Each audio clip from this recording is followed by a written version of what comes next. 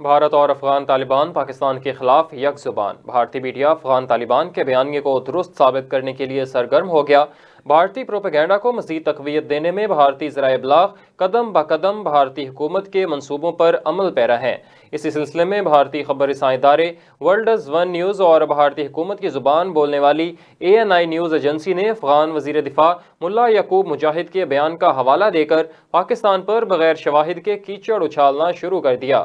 ان اداروں نے افغان خبر رساں ادارے طلوع نیوز کی خبر کا حوالہ دیتے ہوئے افغان طالبان کے عبوری وزیر دفاع ملا یعقوب مجاہد کا بیان شائع کیا، جس میں ان کا کہنا ہے کہ سال 2023 میں افغانستان میں 20 سے زائد پاکستانیوں کو دہشت گردی کی کارروائیوں میں ملوث ہونے پر ہلاک کیا گیا۔ یہ بیان دراصل اس حقیقت پر پردہ ڈالنے کی کوشش ہے جس کے مطابق پاکستان نے افغان طالبان کو شواہد کے ساتھ بتایا کہ پاکستان میں دہشت گردی اور خودکش حملوں میں افغان شہری ملوث ہیں۔